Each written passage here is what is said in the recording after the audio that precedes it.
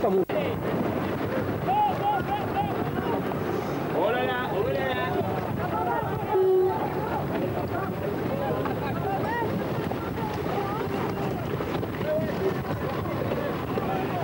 Il n'y a pas encore de coup pour l'individuel.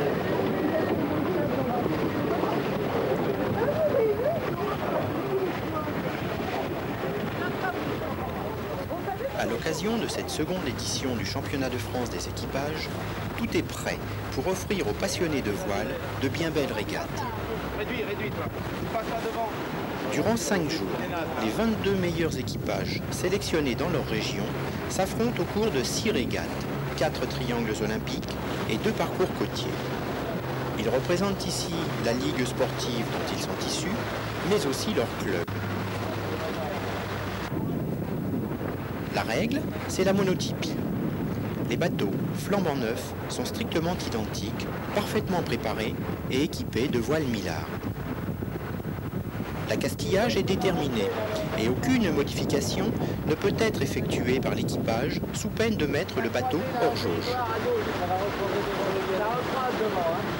Ce choix de la monotypie vise à mettre tous les coureurs à égalité au plan du matériel et à leur permettre de régater à armes égales. Bernard, tu peux nous laisser de l'eau pour shooter là.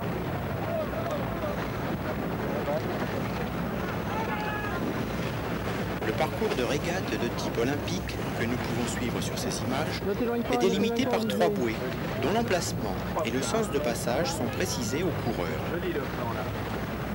Les parcours sont positionnés par rapport à l'axe du vent atmosphérique, ce qui oblige les bateaux à naviguer à toutes les allures, du pré-serré aux allures portantes et au vent arrière, et à jouer de toutes les manœuvres, du virement de bord à l'empannage. Les bouées, marques de parcours obligatoires, constituent des passages obligés pour les bateaux. Il en résulte qu'elles peuvent constituer des zones de rassemblement, des zones de regroupement, mais parfois des zones de conflit à bien négocier. Vas-y, avance.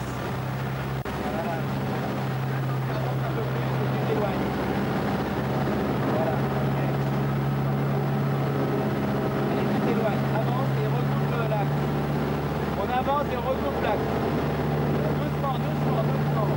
Doucement, voilà, très bien. Et tu continues à descendre, Bon, ça leur tue, super. Le paquet qui arrive. C'est bon. Vas-y, avance. Occupe-toi de, vas-y, avance.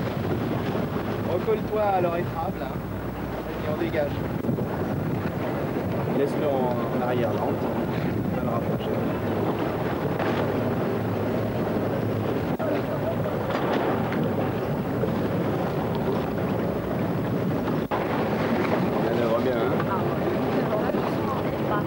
Chaque bateau est libre de sa route, dans l'espace orienté du parcours de régate. Mais la régate obéit à des règles de course définies à l'échelon mondial par l'IRO. Il est impératif d'en respecter à la fois la lettre, mais aussi l'esprit, tant les facteurs en jeu sont nombreux et complexes. Les règles les plus importantes concernent de façon schématique les priorités en cas de route convergente. Elles permettent de manœuvrer au plus juste dans des situations parfois confuses, sans risquer la disqualification. Il s'agit donc, en usant de ses droits, sans toutefois enfreindre la règle, de se placer en position favorable par rapport aux adversaires.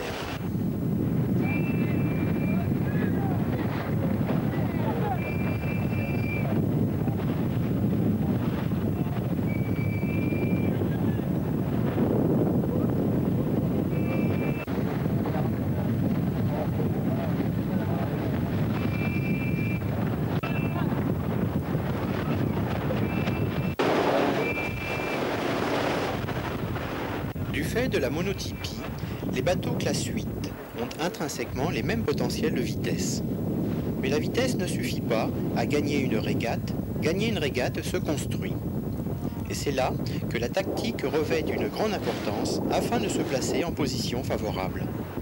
Ainsi, en plus de la vitesse, ce qui peut contribuer à faire la différence, c'est la navigation, choix des bords les plus favorables, choix des routes, utilisation des courants, capacité à utiliser les sautes de vent, réglage de voile afin qu'ils portent bien, les manœuvres, la coordination des équipiers et la connaissance des phénomènes atmosphériques, sans ignorer le règlement et la position relative des adversaires.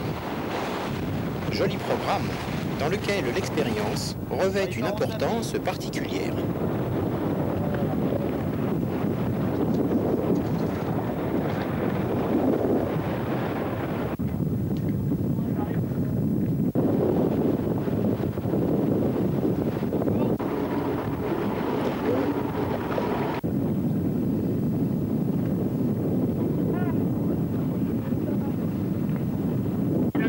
Avance un poil.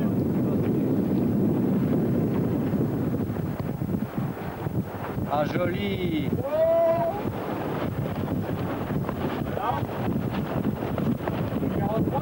J'ai bien vu.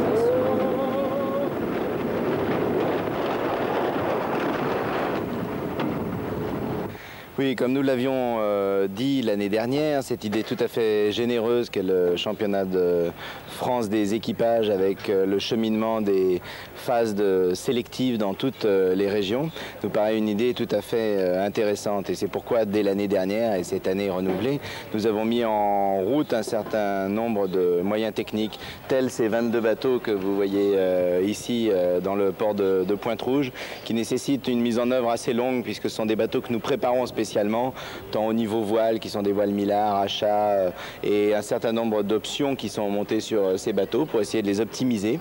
Et puis c'est aussi la décoration spécifique et le transport de ces bateaux. On a d'ailleurs eu un train spécial avec la SNCF qui a descendu ces bateaux jusqu'ici, et donc une mise en œuvre qui représente en l'occurrence 2 mois et demi à 3 mois de travail. Les bateaux vont repartir maintenant dans les régions, certains d'entre eux sont vendus et vont être redispatchés pour la prolongation de cette opération, entre guillemets, avec un autre titre et une dynamique tout à fait homogène avec la Fédération française de voile, à savoir le championnat de France de match racing.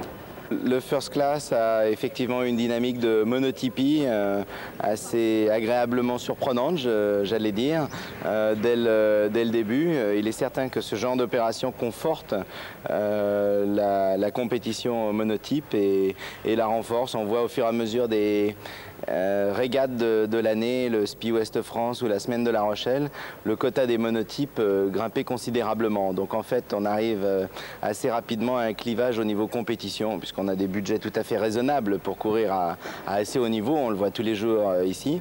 Et puis d'autre part, une autre frange plus croisière qui se détermine.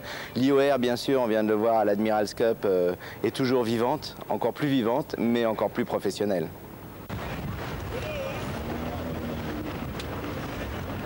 Déjà, historiquement, je voudrais dire que le championnat de France occupe la première place dans les challenges Grundig dans le temps, puisque c'est pour la première fois et avec vous que Grundig a décidé de vivre cette aventure de partenariat avec des gens qui ont des activités en dehors de notre activité économique.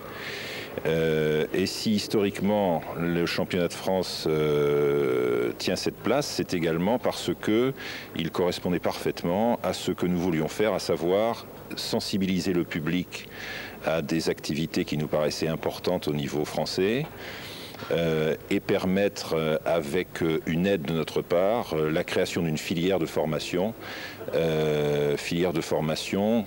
qui permettrait ensuite à des équipages de participer à des manifestations sportives plus importantes. Donc filière de formation, entraînement, avec une fédération qui, je crois, en France n'a plus grand-chose à prouver. En tout cas, dans l'habitable, ça me paraît évident. Et il était dommage, et il serait dommage dans l'avenir d'ailleurs, que d'autres entreprises ne comprennent pas qu'il y a là quelque chose à faire, et pour les jeunes, et pour le sport, et pour un sport en France qui a un rang à tenir au plan international.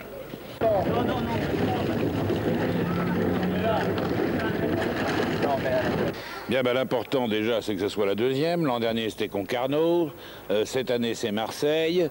Et nous avons là des équipages qui représentent leur ligue et qui manifestent un grand intérêt pour ce type d'épreuve. Donc déjà en soi, c'est une réussite et cela prouve que le système fonctionne et correspond à l'attente du public des coureurs. Bien. L'autre point que je retiens comme positif, et je le dis d'autant plus aisément que j'ai eu l'occasion de m'en entretenir avec un certain nombre des équipages, c'est que les équipages qui sont ici ne représentent pas simplement eux-mêmes, mais également un nombre important d'équipages qui ont participé à des sélections dans les régions, n'est-ce pas, où ils ont l'habitude de courir et de pratiquer. Dans certains cas, ça a été 30, 40 équipages, dans d'autres 15. Mais ce qui est vrai, c'est que les équipages qui sont là représentent plusieurs centaines, on peut dire certainement minimum 300 équipages, qui, au niveau des régions, sont donc rentrés dans le mécanisme. Et ceci me paraît positif parce que c'est davantage que l'an dernier, et je crois que l'année prochaine, ça sera encore plus. Et donc, il y a là quelque chose qui mérite d'être souligné. D'ailleurs, et c'est lié à ce que je viens de dire, ce championnat des équipages devient de plus en plus un championnat des régions, où les régions collectivement s'organisent pour participer à cette épreuve, envoyer leurs meilleurs représentants dans les meilleures conditions et à partir de ça créer une dynamique régionale. D'ailleurs, un certain nombre de bateaux sont vendus à des clubs, permettent la formation d'écoles de sport en habitable, et ce que je crois très important, c'est que ce type d'épreuve peut permettre de faire revenir à la pratique en croiseur léger, sur des bateaux qui ne sont pas d'un coût considérable, une nouvelle population jeune qui prendra le relais de ce qui s'est fait spontanément dans les années 60. Et il y a là l'amorce, je l'espère, d'un élargissement du marché qui peut et qui devrait être à la fois avantageux pour une fédération comme la nôtre, pour nos clubs, pour les régions, et aussi pour les chantiers qui ont quand même comme objectif, et c'est tout à fait normal, de développer leur production et leur vente de bateaux. Et c'est dans ce sens-là que nous sommes tous des partenaires qui, en la matière, ont les mêmes intérêts. Alors je crois que ce deuxième championnat d'équipage marque en ce domaine un progrès qui devrait, à mon sens, être encore davantage concrétisé l'année prochaine.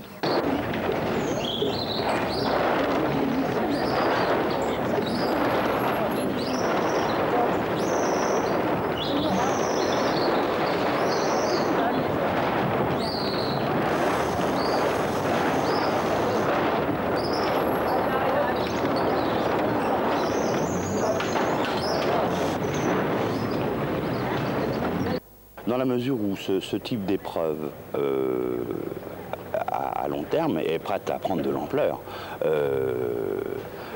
ça s'est disputé déjà au niveau des clubs, si tu veux. C'était un petit peu le critère que j'avais pris en tant que responsable habitable de ligue. J'avais demandé à ce que chaque club sélectionne son équipage susceptible de le représenter. Et j'ai, moi, après, au niveau de la ligue, organisé avec des first class suites, c'est-à-dire ces mêmes bateaux, organiser des sélections. Il est évident qu'il y a eu de la bagarre aussi pour pouvoir venir jusque-là, ça c'est sûr. Tout coureur connaît le système. Il y a plusieurs façons de courir en bateau en France. La fédération nous offre cette possibilité. Il y a d'une part le handicap national, qui est un peu controversé, mais on ne va pas débattre ici. Il y a l'IOR, qui est quand même à haut niveau et demande de plus en plus de présence aux gens qui vont accéder à ce niveau-là. Et puis il y a la monotypie. Et ça, il faut reconnaître que c'est quand même un petit peu le rêve de tout coureur, de pouvoir courir à armes égales les uns contre les autres.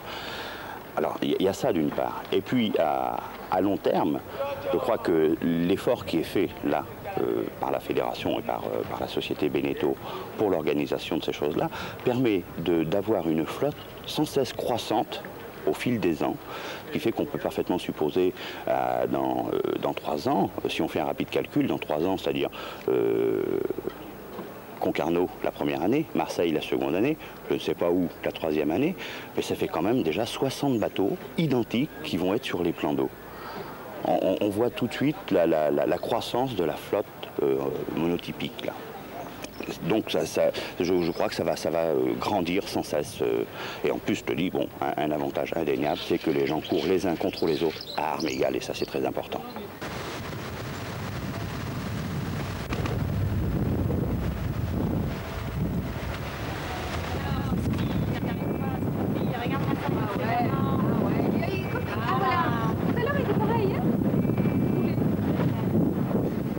La course bat son plein et le suspense demeure entier. Si Alpes-Provence est actuellement en tête, rien n'est définitif à ce moment, mais tout risque de se jouer dans un mouchoir de poche pour cette épreuve de haut niveau. Il est en effet talonné par Basse-Normandie, Aquitaine, Bretagne-Armor et Pays de Loire. Les conditions météo sont toujours idéales, comme elles l'ont été durant toute la course, le vent oscillant entre 10 et 20 nœuds.